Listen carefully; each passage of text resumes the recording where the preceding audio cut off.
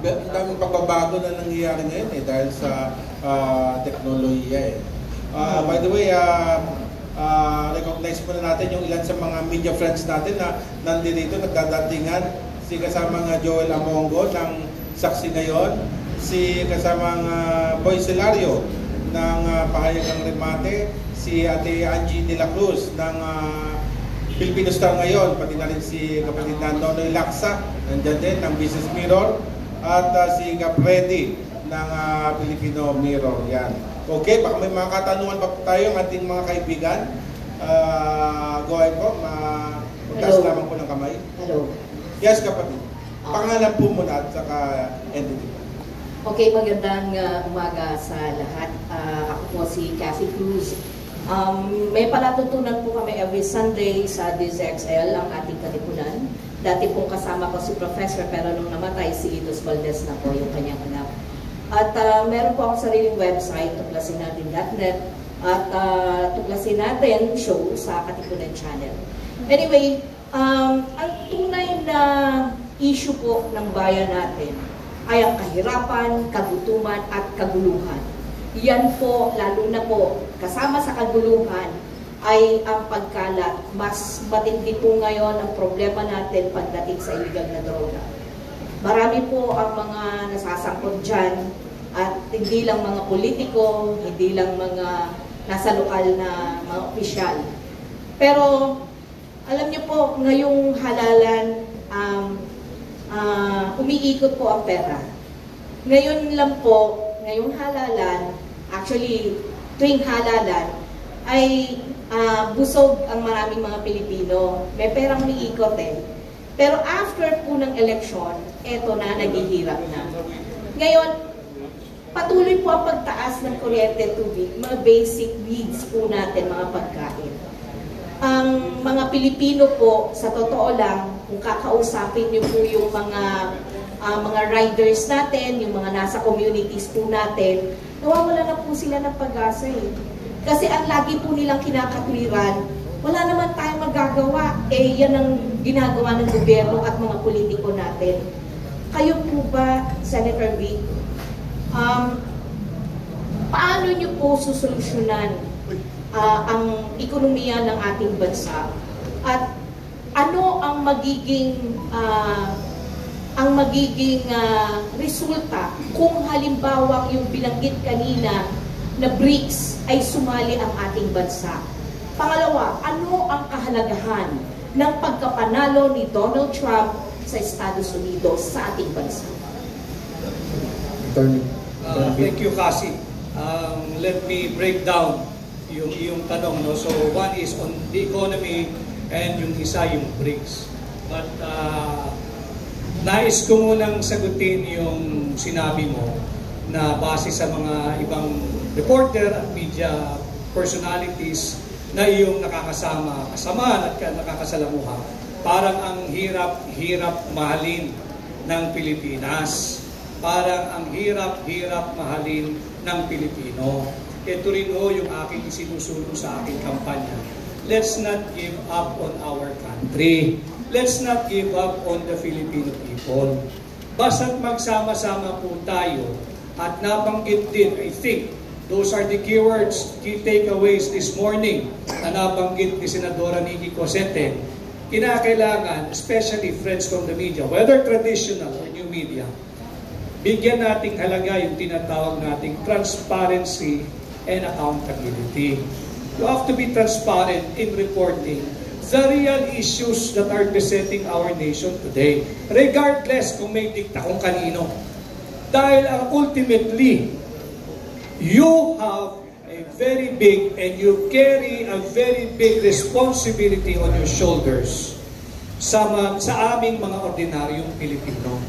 Para pag nang sa ganon, dumating yung panahon na magdedesisyon ang sambayan ng Pilipino, yung sambayan ng Pilipino will go to the polling precincts, will cast their votes na merong informed decision. Pero kung may suppression at pinipili lang natin yung ilalabas natin at ibabalita natin, this is the kind or quality of government and governance that we will get. At yun din yung accountability. Let's make yung taong gobyerno, accountable. Hindi ko pwedeng palagpasin ho kasi yung 500 billion flood control funds. Paulit-ulit ho tayo, pag umulan lang, baha. Pag umulan na may bagyo, baha. Pag umulan, sinamahan pa ng habagat, sobrang baha. And again, 200 Filipinos, innocent Filipinos, more or less, namatay sa Bicol. Recipient of the biggest flood control funds. Nasaan yung 500 billion flood control funds? As for the economy, sabi ko nga ho lagi, kahit nung aking huling pagbisita rito, ang punot dulo ng kahirapan nating mga Pilipino at ng bansang Pilipinas ay yung taunang national budget. Kung ipinapatupad lamang ng tama yung ating national budget, mas maraming makikinabang na Pilipino. Halimbawa lamang ho, yung current budget natin, ito po ang published is 5.768 trillion. Sorry, 5.768 trillion pesos.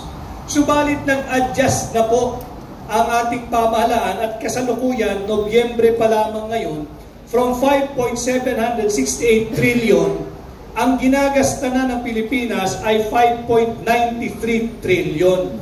Meron pong sobrang 164 billion pesos higit kumulang. Saan ginamit at saan napunta yung 164 billion na surplus doon sa program spending? Ito po ay binuhos doon sa tinatawag na unprogram appropriation. Yung unprogram appropriation, kung meron po tayong surplus, walang problema. Dahil ang funding dyan sa unprogram appropriations, dapat kukunin mo doon sa excess in the targeted collection o yung surplus. Pero hindi naman pwede nahihigitan mo yung inaprubahang budget for the year at mangungutang ka para tustusan yung special projects or pet projects ng mga mambabatas. Yan ay masama para sa ekonomiya. Pasimplihin natin ang usapan. Babalik tayo sa home budgeting. Kung ang perang nakabudget monthly ay 1,000 piso lamang at 12,000 pesos annually, ang isang pamilya, doon ka lamang dapat namumuhay. At itong ating budget, there must be a deliberate effort, a conscious attempt on the part of the national government na pababain yung pag-utang ng pag-utang ng pag-utang. Habang ginagawa natin ang forum natin, ang utang ho natin, well at least the published ones, ay nasa almost 16 trillion pesos. Wala pa ho dyan yung mga hiniram natin sa ADB. Sa World Bank, sa IMF, lahat, baka aabot tayo ng 20 trillion.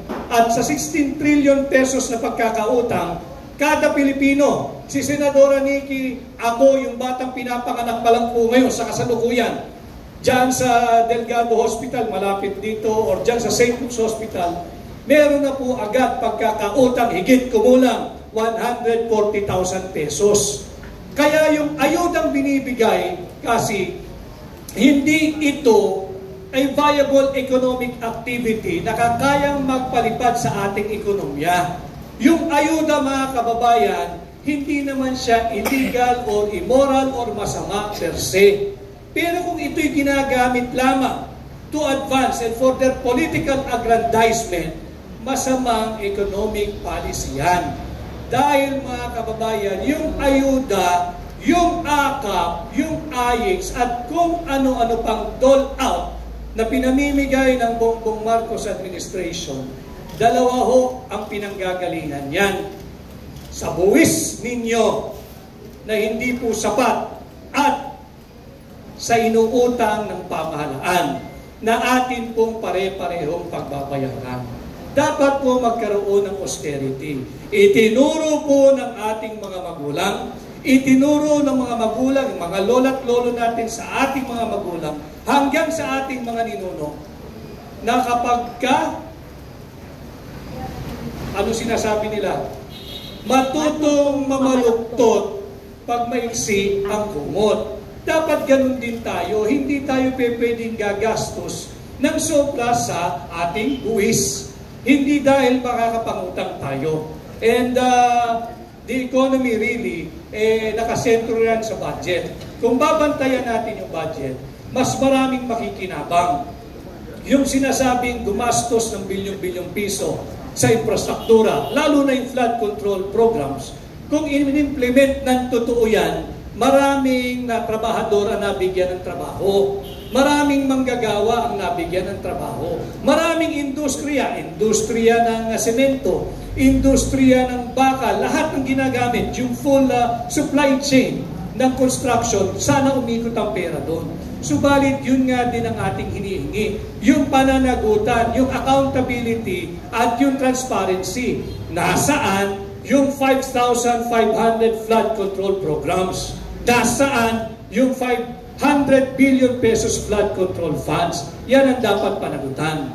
As to the issue ng BRICS, admittedly, ang Pangulo ng ating bansa, ang chief architect ng ating foreign policy. Pero hindi naman pwedeng walang opinion ang national leaders or leaders natin o kayo, mga media personalities at ordinaryong mamamayan, kung saan ba tayo dapat sumali, kung saan tayo dapat tumungo.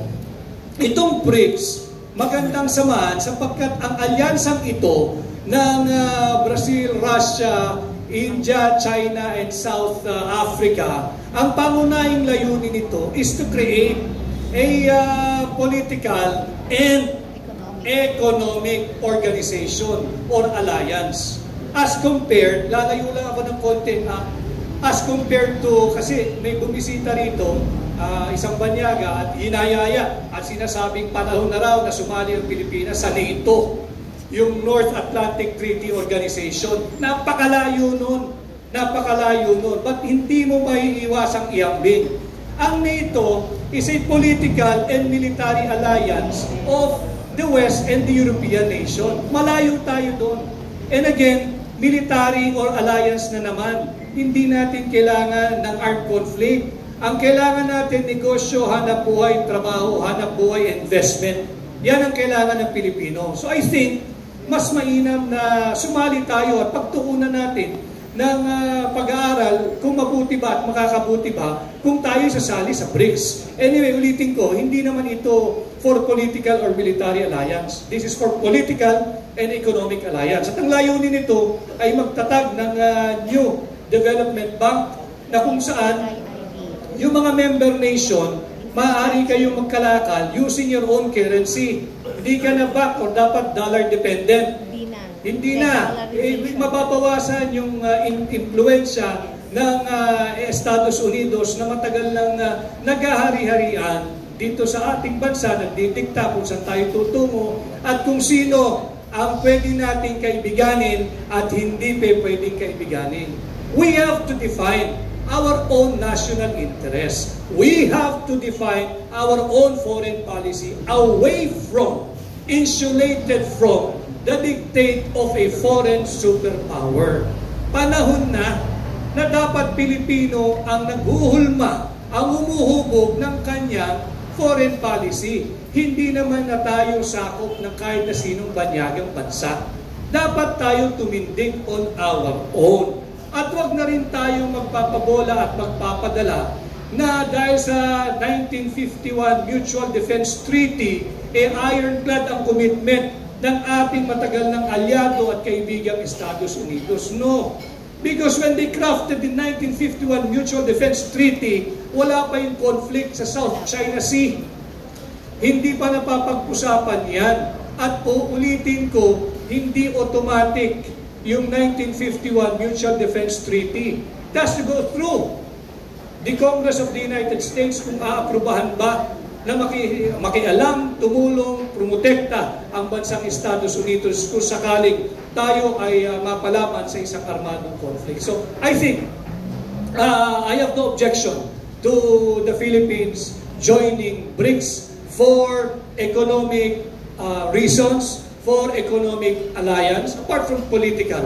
But dagdag ko lang, kasi yung hindi tayo pwede talaga sa NATO, masyadong malayo. At pag binasa mo yung North Atlantic Treaty, malinaw dun sa Article 10, in my simple understanding, I claim no expertise on foreign policy and foreign relations, but I read a lot. And Article 10, disqualified na agad ng Pilipinas Ang sabi sa Article 10 ng North Atlantic Treaty, ang maaari maging miyembro ay any European state. Doon pa lang disqualified na tayo And we do not have to get full recognition as a full member ng NATO. Kasi ngayon pa lamang ay major non-NATO ally na tayo So nandyan na yan, pagtuunan natin yung sa kalakal, yung commercial, yung economic, yung ekonomiya. So I think, and I believe as a Filipino, and it is my opinion, it's better to go and join BRICS. Alright, maraming salamat, Attorney Vic. At bigyan naman natin ng opinion muna si Senator Nikki Cosenteng about